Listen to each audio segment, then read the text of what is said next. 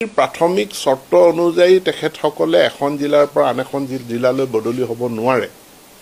সেইকাৰণে 2017 চনত এখন বদলীকৰণ আইন হ'ল, যিখন আইনৰ ভিত্তিত তেওঁলোক এখন জিলাৰ পৰা আন এখন জিলালৈ বদলি হ'ব পৰা এটা প্ৰভিজন সৃষ্টি কৰা হ'ল, আৰু য'ত পাৰস্পৰিক বদলীকৰণটোকে আটাইতকৈ বেছি প্ৰধান প্ৰাধান্য দিয়া হ'ল।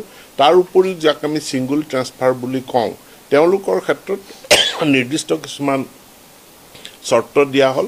অৰ্থাৎ যিসকল শিক্ষক শিক্ষয়িত্ৰীয়ে 10 বছৰ সম্পূৰ্ণ কৰিছে, তেনে শিক্ষক শিক্ষয়িত্ৰীয়ে অগ্ৰাধিকাৰ ভিত্তিত বদলি হ'ব পাৰিব। দিব্যাংগ শিক্ষক শিক্ষয়িত্ৰীৰ ক্ষেত্ৰত তেওঁলোকৰ যদি 2 বছৰ হয়, বা আন কোনো শিক্ষক শিক্ষয়িত্ৰীৰ নিজৰ যদি কোনো জটিল ৰোগ হৈছে, বা সন্তানৰ জটিল ৰোগ হৈছে, বা স্পাউচৰ পতি বা পত্নীৰ যদি জটিল ৰোগ হৈছে, তেনেহ'লে তেওঁলোকেও বদলীকৰণ পাব। কিন্তু ইয়াত পিতৃ মাতৃ, আমি নিউক্লিয়াৰ ফেমিলিটোকহে গ্ৰহণ কৰিছোঁ, পিতৃ মাতৃ বা father in law mother in law এই আওতাত ইয়াতে অহা নাই। আৰু এনে প্ৰক্ৰিয়াৰে ইতিমধ্যে আমি 33,297 গৰাকী শিক্ষক শিক্ষয়িত্ৰীৰ বদলীকৰণ আমি এটা অনলাইন পৰ্টেলৰ জৰিয়তে সম্পন্ন কৰিছোঁ।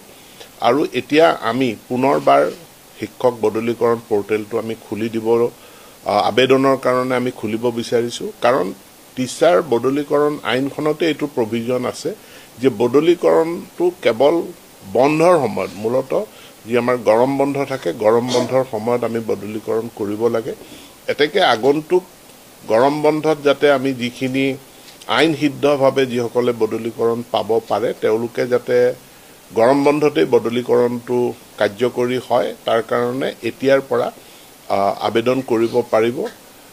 অলৰেডি পৰ্টেলটো আমাৰ অনলাইন হৈ আছে ট্ৰায়েলৰ কাৰণে, কিন্তু অফিচিয়েলি অহা কালিৰ পৰা আমাৰ প্ৰাৰ্থীসকল, যিসকল শিক্ষক শিক্ষয়িত্ৰীয়ে আন্তঃজিলা বা আন্তঃজিলা বদলীকৰণ বিচাৰে, তেওঁলোকে আবেদন কৰিব পাৰিব। পৰ্টেলটো খুলি দিয়া হৈছে, এইটো প্ৰক্ৰিয়াটো আৰম্ভ কৰা হৈছে। ধন্যবাদ। হয় ছাৰ বাইদেউসকল, ৰাজ্যৰ শিক্ষক কৰ্মচাৰীসকলে বহুদিন ধৰি অপেক্ষা কৰি আছিল যে অসম চৰকাৰে শিক্ষক বদলীকৰণৰ পৰ্টেল কেতিয়া খুলিব। আৰু আজি শিক্ষামন্ত্ৰী ডাঙৰীয়াই সংবাদমেল যোগে শিক্ষক কৰ্মচাৰীসকলৰ বদলীকৰণ সন্দৰ্ভত কেইবাটাও বৃহৎ ঘোষণা কৰিছে আৰু SOP জাৰি কৰিছে। গতিকে ছাৰ বাইদেউসকল, লগৰ বন্ধুবৰ্গক আজিৰ এই ভিডিঅ'টো শ্বেয়াৰ কৰি শিক্ষক কৰ্মচাৰীসকলৰ বদলীকৰণ সন্দৰ্ভত শিক্ষামন্ত্ৰী ডাঙৰীয়াই আগবঢ়োৱা মন্তব্যকেইটা জনাই দিব। আৰু নতুনকৈ অহা ছাৰ বাইদেউসকলে পৰৱৰ্তী সময়ত চৰকাৰী কৰ্মচাৰীসকলৰ বিভিন্ন খবৰসমূহ পোনপ্ৰথমে পাবলৈ অনুগ্ৰহ কৰি আমাৰ এই চেনেলটো ছাবস্ক্ৰাইব কৰি ল'ব। ধন্যবাদ। জয় আই অসম।